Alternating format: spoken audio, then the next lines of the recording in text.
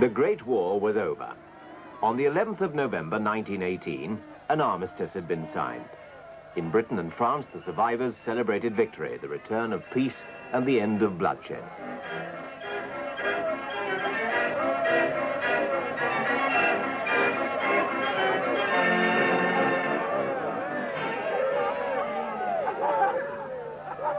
They'd left behind the nightmare lands of death and destruction created by 4 years of war. The cost of those years was almost beyond imagination, but somehow, somewhere, that cost would have to be counted. And the defeated would have to pay the price of peace.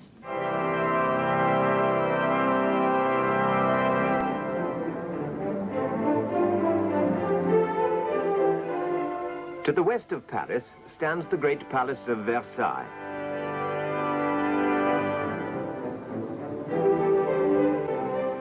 It was here that the peace treaty with Germany would eventually be signed.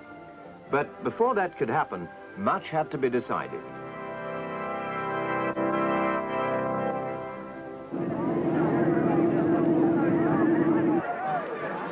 In January 1919, 2 months after the armistice, the delegates of the victorious powers arrived in Paris for the peace conference to draw up the terms to be offered to the defeated countries.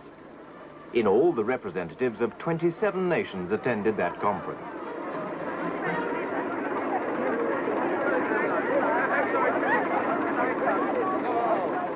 But of all the statesmen who came to Paris to settle the peace, the most important were President Wilson of the United States, Georges Clemenceau, the French Premier,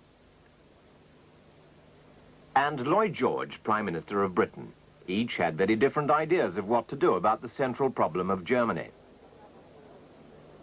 Clemenceau, like most Frenchmen, knew what he wanted out of the peace: revenge, reparations for the damage the French had suffered, and guarantees that a similar war would never, could never happen again.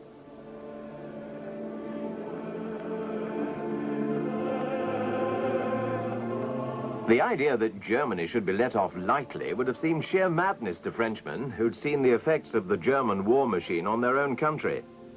In order that scenes like this could never happen again, they wanted a Germany stripped of her wealth and armed forces.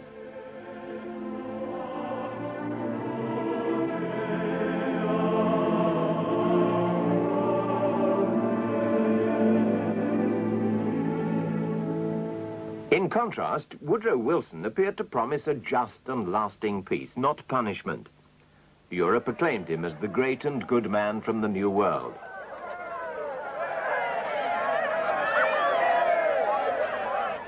This was because his 14 points seemed to promise a new moral order in international affairs. No more secret diplomacy, reduction in armaments, and a League of Nations to protect all countries from aggression. He didn't want revenge as the French did, but there was no question that Germany should get off scot-free. But while Wilson was planning the future of Europe, Americans were rapidly losing interest as their boys came back home. They wanted a peace that wouldn't involve them in European affairs. Surprisingly, it was Lloyd George who fought most strongly for German interests at Versailles. Behind him was a public elated by victory, but eager for revenge. The Prime Minister appeared to share their opinion, but really had no time for those who wanted to destroy Germany. What mattered to him was that Germany should be made stable and allowed to recover her strength as a trading partner. This was the kind of Germany he feared, a land of miserable refugees, poverty, homelessness and starvation. All conditions likely to provide a perfect breeding ground for the new disease from the East, communism.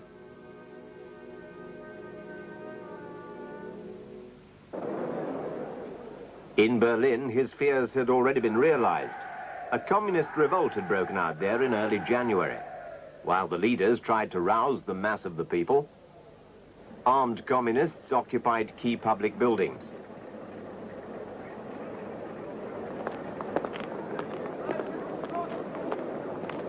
This was a direct challenge to Ebert, acting president of the new German government. He had to turn for support to army generals who brought in bands of ex-soldiers and turned them loose on the communists.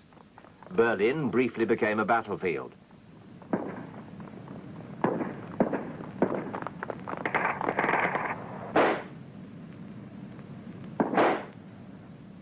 Within a week, the revolt was crushed. Communist leaders were rounded up and some brutally murdered. Post-war politics in Germany were off to a bloody start. Meanwhile, in Paris, whilst the German government was squashing the threat to its own existence, the Allied leaders were arguing their way over the whole future of the German people. Under their hands, the map of Europe was drawn and redrawn again. At last, after more than 3 months of discussion, they presented the terms of their treaty to the Germans. Germany lost land in the east, the west, and the north. In the east, the most important of those losses was the wide strip of territory given to the newly independent Poland, separating East Prussia from the rest of Germany. While on the west, France took back the provinces of Alsace and Lorraine, and was also given the right to mine coal in the Saar, an area placed under League of Nations control for 15 years. To protect France, Germany was forbidden to station soldiers in the Rhineland, an area which was to be occupied by Allied troops until 1935. It was not only the loss of territory which Germany resented, but also the fact that Czechoslovakia and Poland now contained large numbers of Germans. And as if to add insult to injury, the treaty forbade German-speaking Austria to unite with Germany. Her fortifications were to be destroyed. Her army was to be reduced to 100,000 men. No air force, no submarines, and to accept blame for starting the war and pay reparations. In protest at Scapa Flow, the British naval base, the Germans scuttled their fleet rather than hand it over to the Allies. It was a last defiant gesture. Germany would have to agree to the terms. She was in no position to restart the war.